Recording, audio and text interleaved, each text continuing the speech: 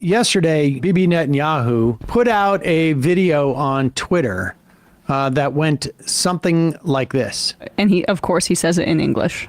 Yes, this is meant for, I guess, an American audience. The primary on Tuesday. I mean, I will say this. Let's play this and we can talk about it.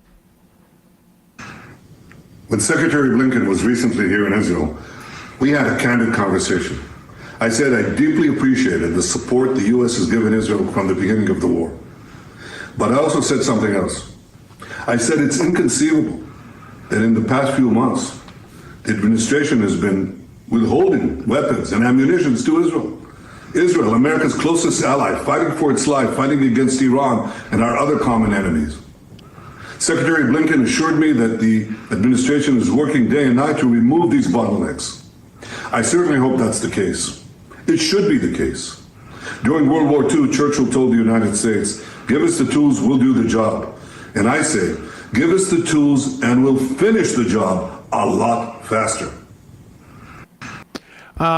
Aside from the just disgusting, I just find it disgusting to compare what's going on in Gaza today with World War II. It's just appalling. Buddy, you're not Churchill in this situation. You're on the other side. Without a doubt. But that aside, the only bombs the U.S. have withheld from Israel are 2,000-pound bombs, which the U.S. military has publicly said have no reason to be deployed in Gaza. Which is the size of Detroit. And almost are de facto human rights violations, or I should say rules of war violations. I mean, to the extent that anybody's following that in this conflict. But because of the how densely populated they are there. And, you know, I'm of two minds about this because I can't help but think that maybe the Biden administration wants to pretend like they're actually doing something. But they seem supposedly, the White House was enraged, according to by the statement. Axios. Accusation.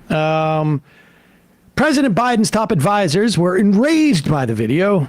A message U.S. envoy Amos Hochstein delivered personally to Netanyahu in a meeting hours after it was published. Two U.S. and an Israeli source say the White House decided to go a step farther by canceling Thursday's meeting, which was, I'm not even clear on who was supposed to be a high-level meeting. They'll reschedule it. It'll end up being, following Tuesday.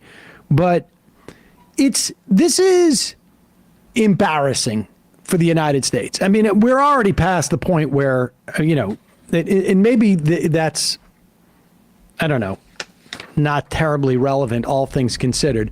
But here's a piece by Thomas Friedman, and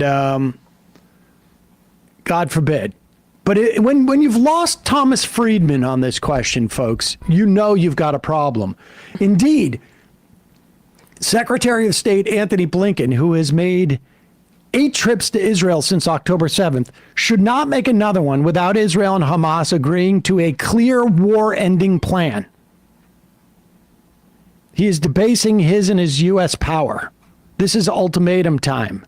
Biden should be telling Israel that it should accept Hamas's key demand, totally end the war now and withdraw from Gaza in exchange for all the return of all Israeli hostages. Israel cannot think straight while Hamas holds its people.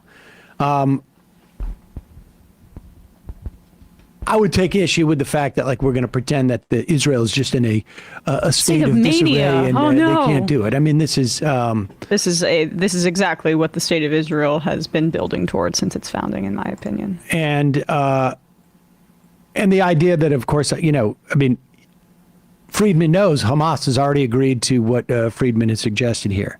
But and as much as I loathe Thomas Friedman, they listened to him when he said get into a war maybe they'll listen to him when he says get out of a war. This is in the New York Times opinion pages. That's the kind of thing where the White House may actually listen, not crazy internet lefties like us. We got to find out if Morning Joe read that story, but we'll see. But hopefully they cover the fact that the United Nations Human Rights Council today said that they concluded this morning Israeli authorities are guilty of war crimes against humanity, including extermination. So we're getting to a point right here where it's irrefutable. And if only you're concerned about U.S. empire, as Friedman makes that case, you should be deeply concerned because of this. And also, from an electoral standpoint, remember Joe Biden's, one of his core brand propositions was what he was going to do for the rule of law and international law and the world international order and resume prestige to American foreign policy. It's embarrassing. I mean, and I don't mean embarrassing in the sense that I've got some tomato sauce on my tie type of thing. I mean, this is undermining any type of soft power the U.S. has in the entire world. Hey, folks, don't forget to hit the subscribe button and check out our daily show. We do it every day at 12 p.m. Eastern for about 2.5 hours. We even take phone calls. You should check that out.